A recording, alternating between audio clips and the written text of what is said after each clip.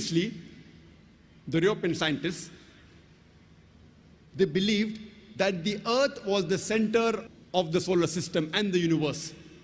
And all the planets, as well as the moon and the sun, it revolved around the Earth. This was called as geocentrism. And this was believed since the time of Ptolemy in the 2nd century BC till as late as 16th century, until Nicholas Copernicus in 1512, he propounded the heliocentric theory of the planetary motion, and he said, it is the sun which is the center of the solar system, and all the planets, as well as the Earth, it revolves around the sun.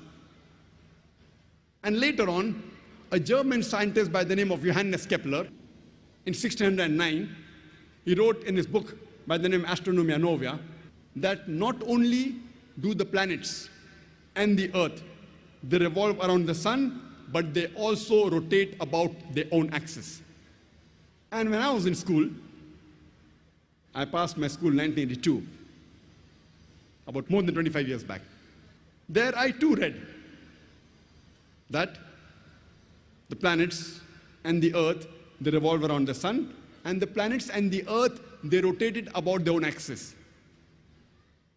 And the whole solar system, also in the galaxy, it revolved, including the sun, but the sun did not rotate about its own axis.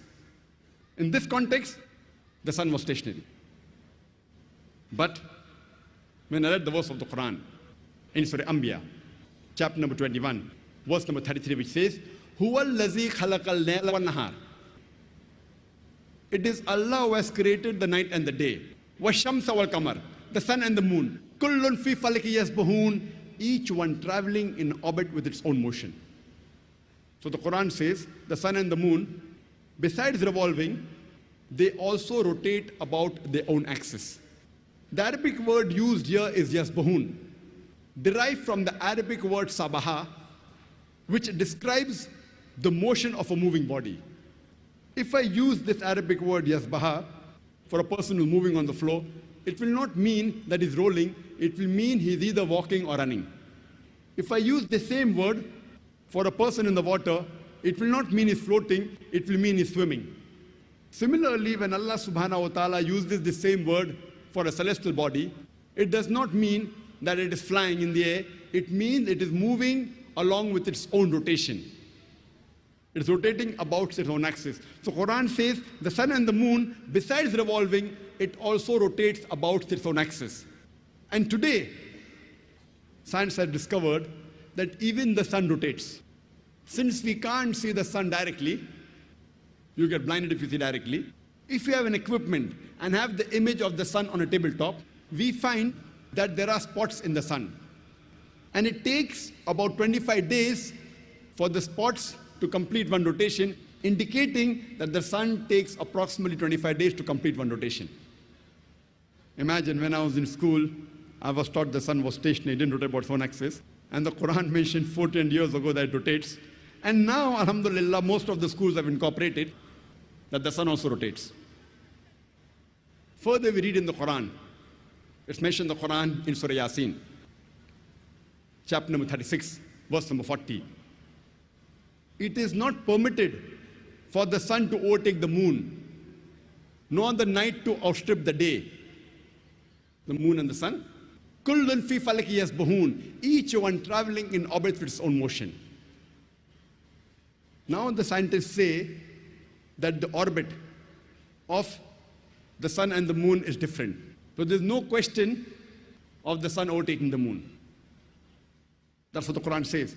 And today the scientists, they tell us that the sun is moving in a direction in the universe to a particular fixed direction, which is called as the solar apex. In the constellation of Hercules, also known as Alpha Lyra, at a speed of 12 miles per second. And today the scientists, they tell us that the sunlight we have is due to a chemical reaction which is taking place since billions of years. And one day, this chemical reaction will cease. And so will the light of the sun cease to exist. And so will the life on this earth cease to exist. But the scientists say it will take another few billion years. Quran gives a similar message.